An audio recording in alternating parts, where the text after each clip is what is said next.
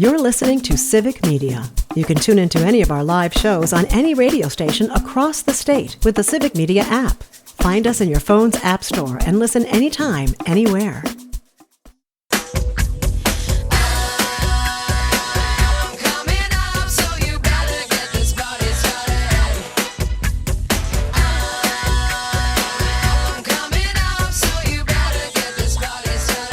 Hello and welcome to the Dr. Kristen Lyerly Show. I'm your host, Dr. Kristen Lyerly. And today, it's a cross-generational political showdown. Not really, but kind of. So I'm a Gen Xer who is quite literally surrounded right now by Gen Z dudes, including my own son, Abe. Say hey, Abe. Hello. I'm off from... You know what? Give me 1 second. It's not on camera. Hey, Abe. All right, we're going to talk about some of the most controversial political topics that are dividing America today. And this conversation could get messy. We very well could enter that territory that makes Thanksgiving dinner awkward and has family members blocking each other on Facebook. We'll see. We don't know where it's going to go. But for me, I'm coming at this as somebody who grew up during the Reagan years and lived through 9/11 as a young adult. Actually, Abe, you were pretty much crawling around on the floor as we were watching all that go down. And I've watched my own kids grow up in this world that looks nothing like the one that I thought they'd inherit. And these three gentlemen with me today, Abe and Alan and Landiron, they are the ones who are going to be living with the consequences of today's political decisions for the next 60 years. So we're going to talk about Donald Trump and socialism and climate change and identity politics and whatever else comes up, and whether America is worth saving or needs to be completely reimagined. Yeah, we're going there. And adding to the fun on the boards, we have Conrad, our outstanding producer, who's amazing, but he is not at all political. Yeah, Conrad would prefer to just talk about sports. Yeah, that's great. But, I think that that's a really important perspective because I think there are a lot of people who feel that way. And your opinion is important and needs to be expressed. So feel free to jump in anytime, Con. All right, sounds good. And, if you have a sports analogy, that's welcome too. Okay. So here's the plan. We're going to have an honest conversation. We may step on each other's toes a little bit and maybe even make each other a little mad, but that's exactly why these conversations matter. We don't have to agree, but we do have to hear each other, and we have to be able to engage in thoughtful, respectful conversation. So buckle up. Let's find out what happens when different generations stop being polite and start being real about American politics. My guests today are my oldest son, Abe. He's a public school teacher. Abe, say hey. Hello. Abraham Lyerly, I should say. That's your full name. Full name, yeah. I know. Just jumped in off camera, but just off to the side. Yeah, we don't have enough camera space for Abe, so he'll pop in every once in a while. And sitting next to me, we've got Alan Tipple. He is the Wisconsin Youth Organizing Manager with Men for Choice. Welcome back, Alan. Hello. I'm excited to be back. I'm excited to have you. This whole conversation was inspired by you and the last conversation we had. Yeah, we just had so much more conversation to have after we finished the last episode, so figured we'd keep going. I have a feeling that might be a theme with us. Yeah. Yeah. And you wanted to invite Landiron Kern, who is sitting in between Abe and Alan. Landiron is a UWGB student and someone who I've bumped into every once in a while over the last couple of years. Welcome, Landiron. Thank you for having me. Yeah, of course. All right, guys. So, let's just kick it off with the real question. The gender gap between men and women in the last election for people under 25 is 20%, which is double the gap for people over 25. And it's not just an American thing. This is like all across the world. So here's my question. Why are Gen Z men and women so divided, especially when it comes to politics? Can I jump in real quick? And there's new information that's out, and there's new polling that's out. The YouGov CBS poll that came out, I believe, a week or two ago. It has shown that the gender gap has dramatically closed, but there's still quite a bit that's going on. There's still so much that happened within 2024, and that gap was so noticeable. And it's just so interesting to see that just a couple months into this new administration, that gap is almost gone back to what it was prior, or at least it is in polling. We have no idea what that would look like in the ballot box right And now. to be fair, as a data person, that's one poll. Just one, yeah, but it reflects a trend. Yeah. I'd like to see that. Alan, your thoughts? Yeah, there's a lot behind that question. I think it comes down to a lot of what happened during COVID and kind of online influencers. I've seen a lot is that kind of during COVID, a lot of people in our generation got very disconnected, especially for people, specifically my age. I lost, my junior and, senior year of high school where, those like big events like prom happen where people have those big social gatherings. And I missed out on a lot of that. And I think a lot of people kind of were driven online and kind of were, lonely during that pandemic. But you guys grew up online. True. Well, To an extent. Not fully. Not fully online. There was definitely a change around the pandemic. Yes. Definitely sort of that forced online. There was a lot of people that didn't have exposure to being online that suddenly that was what they were doing for 12 hours a day. Yeah. Yeah. And I think that a lot of people saw that, they had these disconnected men and decided to jump on it as an opportunity to maybe make some money. You see these kind of online influencers like Andrew Tate who, say these things to get men, like riled up against women, to, want to prioritize wealth and, get in their Bugatti or whatever. And they do that so that they can sell them a course. And so they kind of perpetuate this idea. And I think a lot of men specifically who were lonely during that time see this content and see this person as someone to look up to and then kind of fall into that. And then that's kind of a big caused kind of a big gap because they start adhering to these ideologies that they're espousing. And when other folks, not just Gen Z, young men see this, when it's promoted by actual political leaders, that just opens it up to a whole new arena of people. What do you think, Lindiron? Yeah, I definitely agree with what you say. I think when you have these influencers or people who come online and they act in that type of regard where it's okay to disrespect women or, kind of be like a brochacho or what they believe is... Brochacho? Yeah, brochacho. Yeah, what they believe is what an actual man is. And I think that this has caused a massive increase in negative masculinity. I think that the way in which some figures that Alan had mentioned, such as Andrew Tate, betray themselves and the way that they tell men that this is a way to be men is what causes this shift towards women and kind of this thought of whether or not they, going back to the pay wage deserve what a man might make. And I think it's been very negative. And I think in the long run, it's going to affect men and women more than we see currently.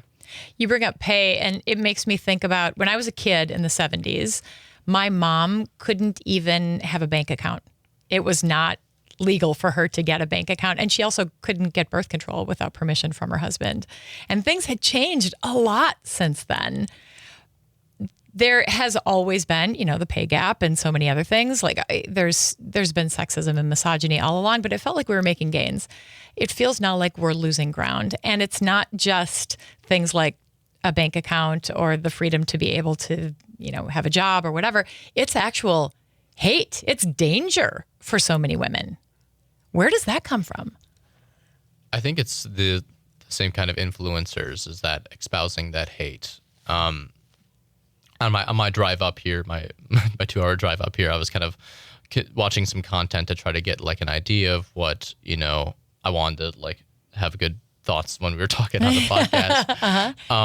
And this idea came up that like, it's almost a cycle is that if you take lonely men and you tell them that the core of their problems is women and that's why they're lonely, they start having more negative attitudes towards women, which is just going to make them more lonely because who is going to want to be around someone who hates them for the way they were born, hates them for being a woman. And they make money off of this, and so they're incentivized to keep doing this cycle over and over and over again. I've had that thought in the top of my head. This isn't just something that happens. It's something that is directly incentivized by these platforms. You have, I mean, back to 2020, as everything seems to be, you had all these people who are suddenly experiencing this intense loneliness that they haven't had before. And in between, TikTok videos of sourdough starters, you have almost this sort of rage bait material that not only, you're angry so you want to keep watching it. At least that's how I kind of find that stuff. Yeah. It gets me almost every time because I'm like, this is wrong. And I want to, something about it refuses to let you go on to the next thing. You want to finish that thought and complete your idea of why you dislike this. But at the same time that's happening, there is a group of people who connect with that material, who feel like it explains what they're feeling and offers a solution.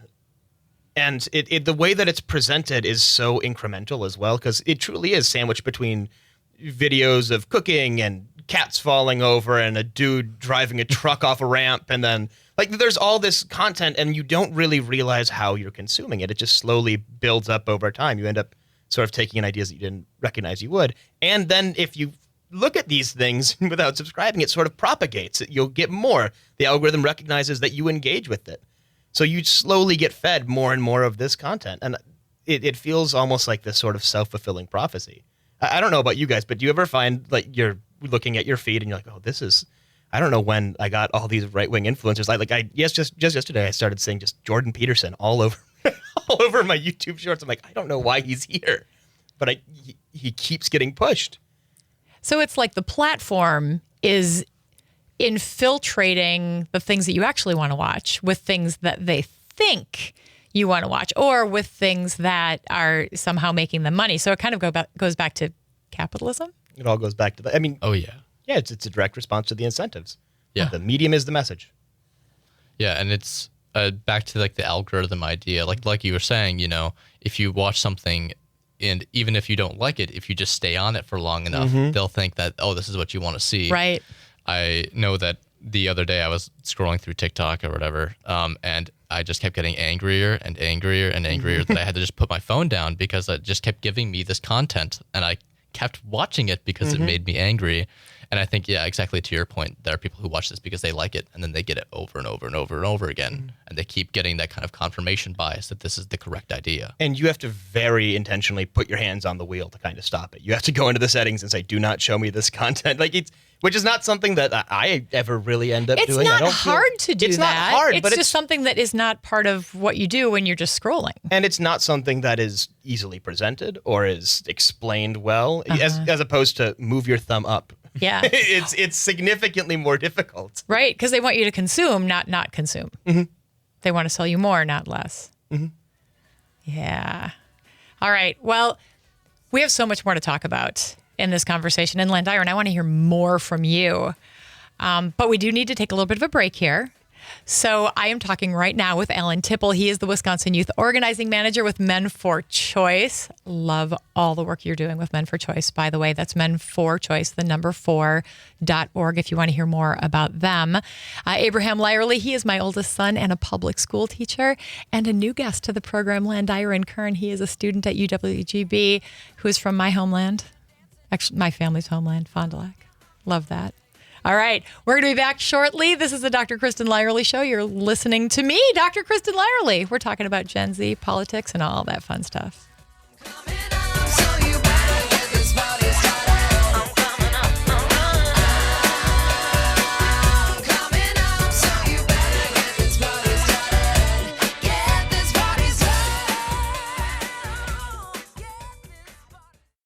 You're listening to Civic Media. Stay up to date on the latest news and information for your local community and Wisconsin by signing up for our free email newsletter. Visit civicmedia.us/email to get started.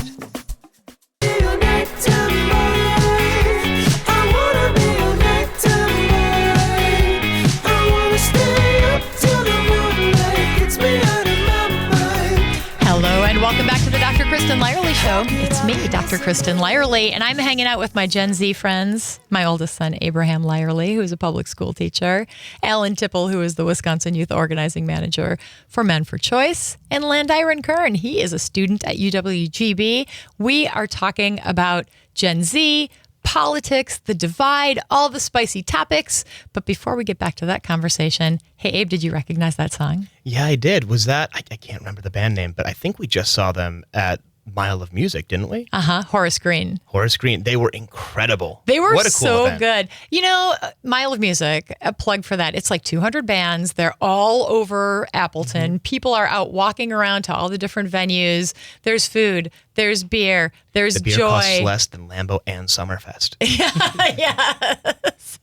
And it's great for the musicians because the musicians get information about financial planning and filing their taxes and dental care and massages, and they get put up in hotels. It is a really cool event all around. And the people who come to watch are a cross section of the people who live in the area. How much does it cost to get in? It's exactly free. Perfect. Yes. So Horace Green, wonderful band. Find them on TikTok and Instagram. That's Green with an E at the end of it. Their videos are just funny and their music is Their performance delightful. is funny. Yeah. They're funny. And good. But anyway, back to the task at hand. So we're talking about all these spicy issues. We're talking about Gen Z and the divide between men and women, which is appearing to be closing, hopefully. But there are still so many other things happening. Here's a question, a spicy question. And I'm going to send it to you, Landiron.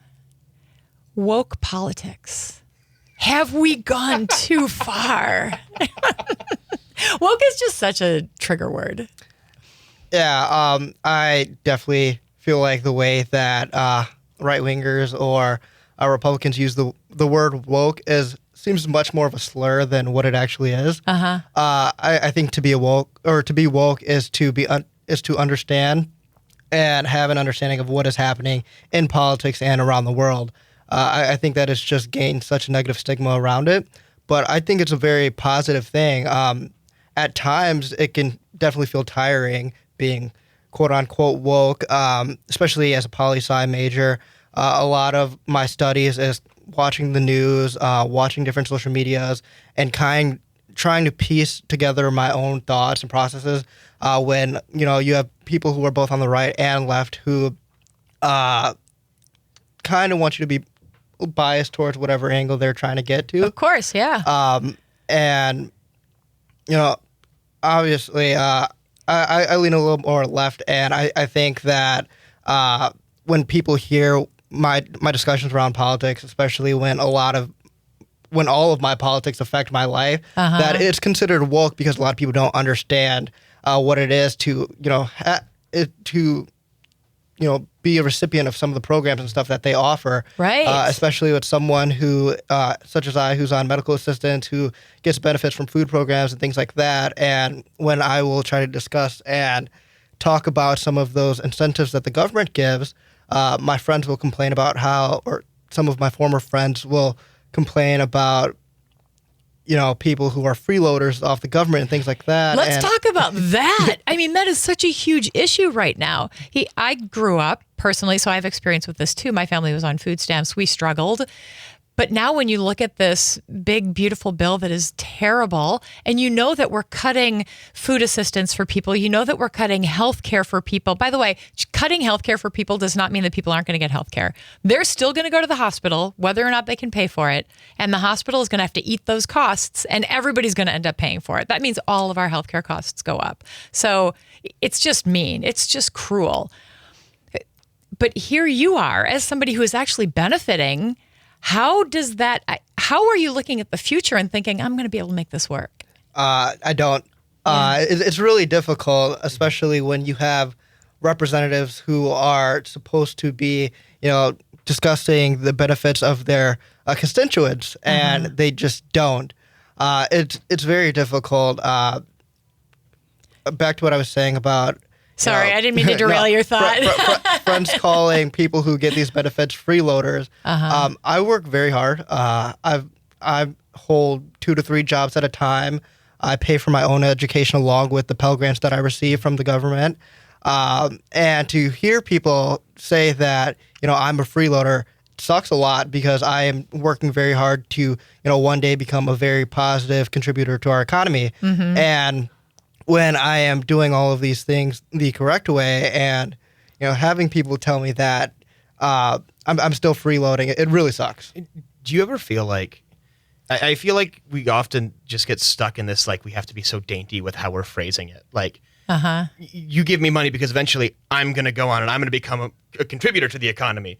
And at the end of the day, I kind of just want to grab somebody and shake them and say, I'm a person, like, oh yeah, I'm trying to be better for myself and my community, and we can put a dollar sign to it. But like, I feel like so often, especially with this woke conversation, everyone just dances around what it means, and it feels, I don't know, it feels like sometimes I just want to, like, you should shout at somebody about it. Like, no, you're arguing against me.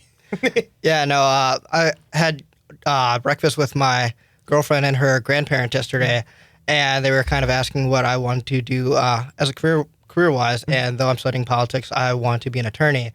And they were asking what kind of law that I want to get into. And the kind of law that I want to work in is criminal, but I've been leaning towards different types of law just because I've lived my entire life surviving when it comes paycheck to paycheck and when it comes to what my family makes. And it gets to the point where you no longer want to survive. You just want to ensure that you never have to look at your credit card or something like that. I want a good life. I want to be able to get a car and that. not have to think about, is that going to screw me for the next 7 years? I want a house, 2 bedrooms. I'm not looking for a spiral staircase or a grand piano. So when we come back from this short break, I'm going to ask you guys, it'll give you some time to think about this. Do you blame me? Do you blame Gen X and the boomers for screwing up the economy and the planet for your generation? Or do you have forgiveness in your heart? Maybe. This is our rage bait. This is Dr. Kristen Lyerly. Don't swipe. To the Dr. Kristen Lyerly Show. What loves I used to have in life, they have passed. I'll bring them back when life ain't so fast. The more I listen to these guys, the more I like them. Nostalgia's Getting Arctic Monkeys mixed with funk. Yeah, kind of. Welcome back to the Dr. Kristen Lyerly Show. I am Dr. Kristen Lyerly, and I am joined today by Abraham Lyerly, my oldest son, who is also a public school teacher, and Alan Tipple, who is the Wisconsin Youth Organizing Manager with Men for Choice, and Landiron Kern, who is a student at UWGB. And hey, if you missed any part of our conversation, we're talking Gen Z, politics, all of the spicy topics. And before I ask the question, I just want to remind all of our guests that if they missed the beginning of the show, you can always find it wherever you get your podcasts, YouTube, Apple, Spotify, Substack, all the places. And you can always find me here on WGBW, WISS, and streaming on the Civic Media app. So fellas, I left you with a question to think about. You're not going to hurt my feelings, be honest. Do you blame Gen X and boomers for screwing up the economy, the planet, all of your futures, essentially? Is it my fault? Tell me. I wouldn't say your fault. Absolutely. Not specifically you. But I think when it comes to the question of, do people in our generation blame boomers generations beforehand for the way the world is now? I mean, yes. Because, I mean, that is the generation that kind of made the world to be where we are at now. I mean, hopefully our generation will have an impact on generations to come after that. So yes, but also I think it is a systems problem. We mentioned it before, but capitalism as well is a big thing as well, because a lot of these things like the environment, like wage stagnation, housing price increase, is because of those capitalistic incentives. And so I think there's a little bit of a give and take there between like the system that we choose, that generations have chosen to follow, is part of the reason for this, as well as kind of something you had mentioned before as well, Kristen, was that the kind of incentive to pull the ladder up from behind you. Once you make it, then, pull the ladder up so that you stay at the top and no one else can kind of cede that spot. So is all capitalism bad? Gasping. No, I just wasn't ready for that question. I mean, I think that there's, at this point, seeing what we are seeing in America, it kind of feels almost like this Ouroboros, like we're devouring ourselves, and our culture is kind of devouring itself in the name of higher profits for everything. You know, that we're past this stage where we have, you know, small stores on every corner that you can, you know. How do you even survive as a small business these days? I don't know. Or how do you survive as somebody who works at a small business? You know, can you get the benefits that you need to be able to live your life? I mean, Landiron, you talked about, you know, Medicaid and being able to get health care despite all the work that you're doing, because you see a path forward. But there are a lot of people who are kind of stuck and just plain can't get what they need to live. Yeah. And with Feel free to jump in, guys. Help him out. Yeah, no. So I guess a rope. I guess the point that we're at right now, and I've heard it said, you know, I understand the decisions that got us here. They make sense, and I don't understand where we are. Yeah. I understand every single step that got us here, but the point that we are at is just really hard to internalize and really hard to accept. Right. This point where small businesses need to provide healthcare and employee support, and they have, for every employee, this huge burden that they have to personally carry that only, you know, not only, but it's really hard for a restaurant to offer comprehensive healthcare. Yeah. It's hard for them to offer the people working back of house more than, you know, $12, $13, $14 an hour. I think we might be up to like 16 today, but, you know, that's hard fought. It's really hard to make employees feel valued, and it feels like the only companies that have the potential to do that are slowly trying to peel as much of that back as possible. We're losing maybe not quality of life, but we're losing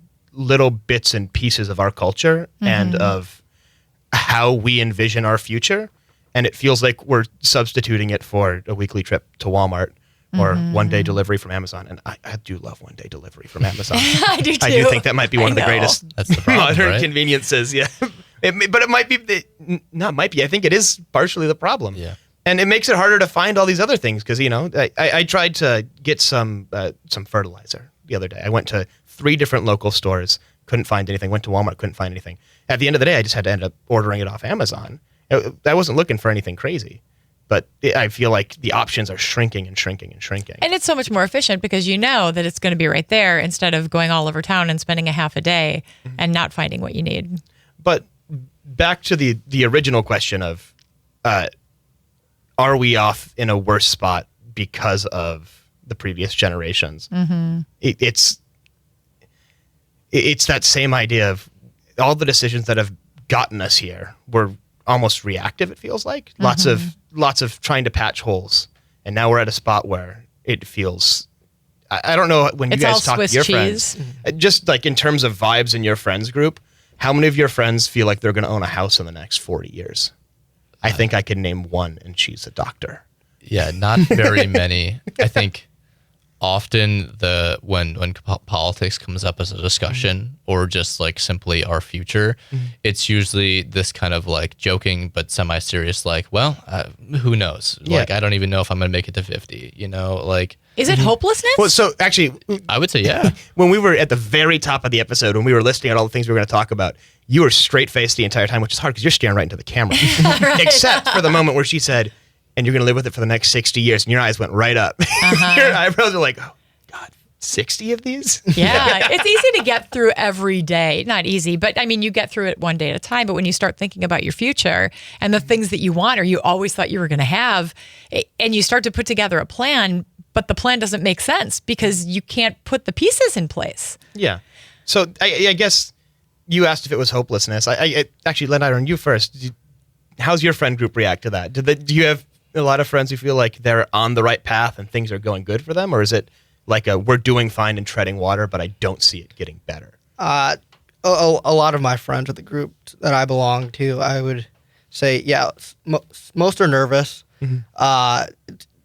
It's gotten to the point where, you know, especially for me, where I'm waking up in cold sweats. I'm anxious. I have anxiety because I'm always thinking. You're having physical symptoms. I do, and I'm only 19 years old, and for me to wake up in the middle of the night and worry that I'm not doing enough, when again, like I said, I work 3 jobs, and to feel like that and if it's still not enough to get to the point where I want to be, where again I'm no longer surviving, but I'm thriving in our world.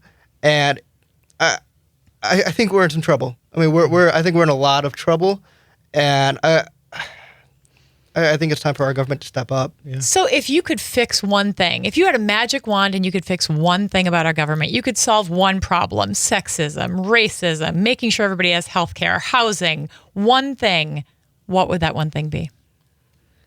That's a very tough question. I mean, It's all of those are great. All those are great. Yeah. To fix all of those things would be great, I should say. I think if I were able to change one of them, it'd be education. I think education covers all of it. Education covers sexism. It covers housing, or how we're gonna make it more affordable for people to live. Yes. It covers a multitude of things. So I'd say education, because I think that sexism, that racism, to understand how and why certain things affect certain groups and minorities, or large groups of people. I think it all falls under education. People need to understand why it's an issue. So you become woke, right? So you become woke. you got to wake up. What's going on? You got to wake up. Woke is when you read. So actually, this has been stuck Public school teachers speaking up. This has been stuck in the back of my head. We've given our sort of friend group's understanding of what we thought the future was. What was it like when you were growing up? How did your friends think about that? Because you came up in Kaukauna. It wasn't a rich area, but there were jobs. Back when I was a kid, I never Put some film grain on the old-timey piano roll music. I can honestly tell you that I never had physical symptoms thinking about not being able to get where I wanted to go in the future. And I never couldn't find a place to live, even when I was like in college and just struggling. And I didn't have parents that had a lot of wealth. I mean, I lost my dad when I was young, and my mom was struggling to get by. So I didn't have parents who were like feeding me money. I was able to buy a house when I was newly married, and that was a struggle, but we did it. There was a pathway. So it was different. It was possible, but it required a lot of determination and a clear path. I think that even for people who are very driven, I mean, Landiron, I hear you saying, I work all these jobs. I know what I want to do, but there are still so many barriers that it makes me feel like I may not be able to get there. Absolutely. And then, the physical symptoms aren't great at all. Just yesterday, I was at the doctor's. I had an appointment, and they've gotten to the point where they've discussed putting me on anxiety medication and things like that. And I think we should never get to that point as a society where I have to look towards medication to, kind of relieve myself of all the stresses that I have. I'm 19. I shouldn't have to worry about my future. I should just be able to, take my education, do what I'm supposed to do, and come out on the other side with hopefully a job prospect, hopefully an opportunity again to contribute, though it sounds a little odd that I have to say that I want to contribute to our economy for people to think that what I'm doing is good or important. I mean, obviously, no one wants to be in a situation where they're doing something negative, where they have to get to that point where they're so worried about how they're going to make it to the next day that they do something that will change their life or the course of their lives forever. I think there's a lot of, let's talk about mental health. You're not alone, not by any stretch of the imagination. We're seeing young people with the worst mental health situations that I think we've ever recognized in this country. And it's not just Gen Z people, it's millennials, it's parents. Half of parents wonder how they're going to get through the day because their mental health is so challenging. Is that all part of this? Oh, absolutely. Absolutely. It's a part of this. I think, I don't think it's too hard to understand why as well. Going through, the public school system, our science classes taught us that what climate change is and what's happening. And every single year, it seems that we are told again and again and again by scientists that, hey, we need to do something now. Otherwise, disaster. And then the next year we hear, well, we're farther along. We need to do something now, otherwise disaster. And this is in your lifetime. Yeah. Yeah. And this is like, they're saying, the worst of it's going to be coming in 30 years, 20 years. Yeah. And I'm like, oh, so I'm not even be done with half my life by that point. Not even 30 years. It's hard to breathe in Green Bay right now. Yeah, exactly. Because of climate change, because of wildfire smoke. It is hard to breathe in the summers. Yeah. Yeah. And it's here. Yeah.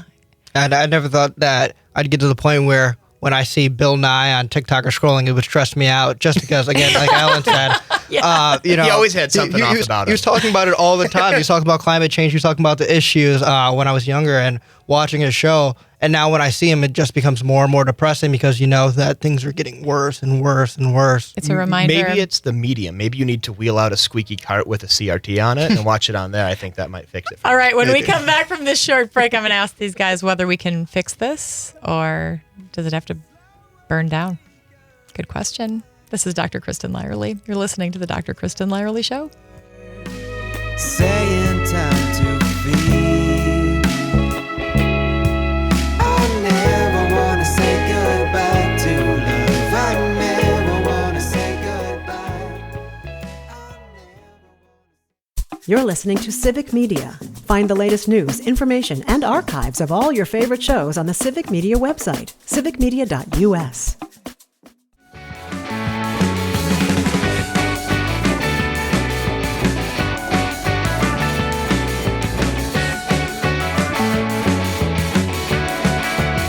Some fun, upbeat music for our very heavy conversation. Welcome back to the Dr. Kristen Lyerly Show. I am Dr. Kristen Lyerly, and I am here with my oldest son, Abraham, who is a public school teacher, Alan Tipple, the Wisconsin Youth Organizing Manager with Men for Choice, and Landiron Kern, who is a student at UWGB.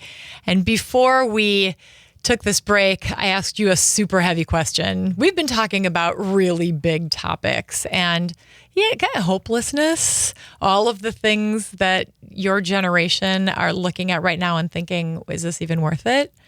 So can we fix it or do we need to burn it all down? So at the top of the last segment you asked, is capitalism bad? And we all kind of sat there with our mouths open, like, I don't think I want to say that on air. I don't really think I want to stake out that position because, I don't think it's a difficult conclusion to arrive to. But I think that the reason that none of us immediately jumped in and were like, I think capitalism is absolutely necessary and absolutely needs to stay, especially in its current state, is what came after. We talked a lot about how our friend groups and our people in our lives don't necessarily feel like there's a better future out ahead of them.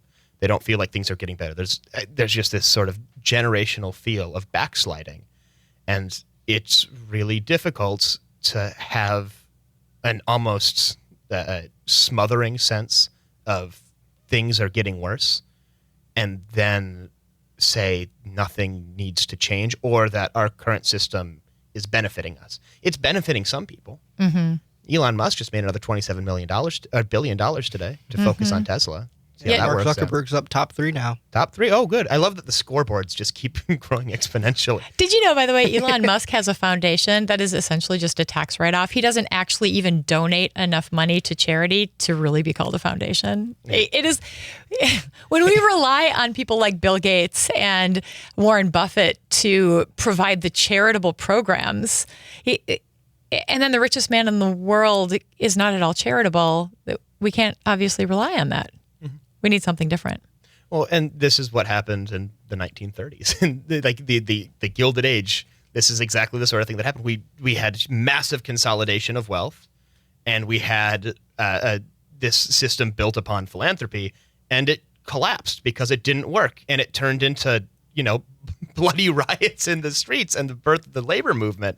And it feels like, I don't want to say we're at a similar inflection point, but it does feel like the appetite is there when there's no feeling of, I can get a job. And regardless, no matter how bad I screw this up, I can get a factory job and make $25 an hour and, get a little duplex and put food on a table when that's not an option. Yeah. That's what I mean. AI, all of these other pressures that weren't there in the 30s. As automation picks up, as that option is going away, there's suddenly a lot of people with a lot of time on their hands and it feels like Who are not being given the things that they need, like healthcare and food and housing. it feels like people are about to start saying burn it down or are in the middle of saying burn it down, but we don't want to say that yet. And I don't think it necessarily is the appropriate thing to say or necessarily correct, but it's precipitating around us. I don't know if you guys are picking up on the vibe too. Like Oh yeah. Lots of burn it down attitude from both the right and the left. Like Yeah. it's hard to find a moderate out there. And it's understandable when we feel so discouraged by how much the system has let us down. As Len Dyron talked about a lot earlier, And I think that the way to, as far as like a solution goes, fixing the system is going to be a long and hard fight. I mean, we can burn it down, but that's also has its own, struggles there. That's putting it so lightly. If there's very few examples of a system that's been burned down and then come out stronger. Yeah. I hear Len Dyron saying, though, that he wants to be part of fixing the system, that he has a vision for being part of the solution. Yeah, absolutely. That's your plan. Yeah, I mean, originally my work was, or the work I wanted to get towards was more defense, but seeing as how our government is, I'm going to come out on the other end prosecuting a lot of the people who are representing us today. So Yeah. And that's a necessary part of it is, going after the people who should be representing us and are not. And hopefully the legal framework allows for that to happen. Hopefully there is a legal framework. Yeah, exactly. What was the old FDR quote? That's a great idea. Now go make me do it. Yeah, exactly. I think something I do want to say is that as far as like a solution goes, I think for people is to like embrace community. Like the thing you were talking about earlier, the music festival you're talking about. What was it called again? Mile of Music. The Mile of Music. And I know in Madison we have tons of music festivals. The Sylvia is such a good venue. Yeah, You guys lots of community events.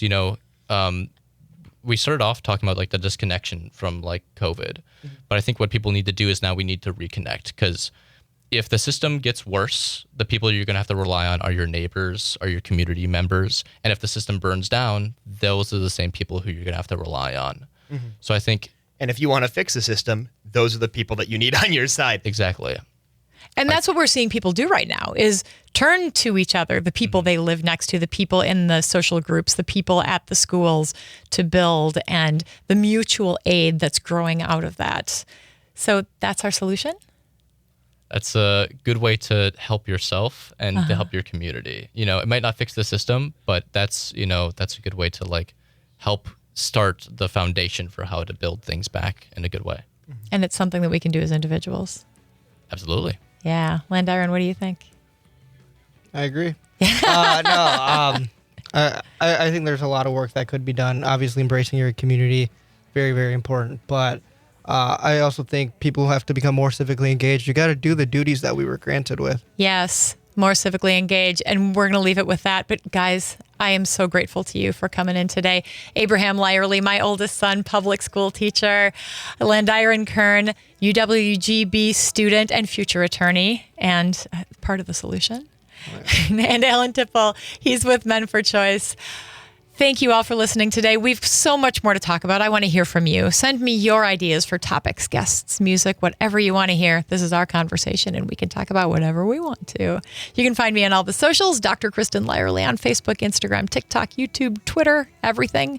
And if you missed any of our conversation today, you can always listen back wherever you get your podcasts, including Apple, Spotify, YouTube, and Substack. We'll see you next time. The national news cycle never stops, but it can be hard to find news about your local community. Civic Media is dedicated to providing quality local and state news coverage across Wisconsin. With the Civic Media app, you can get notifications about local stories that matter to you and your community. Find the free Civic Media app in your phone's app store and choose notifications from the menu to tell us what kind of news you want to hear about.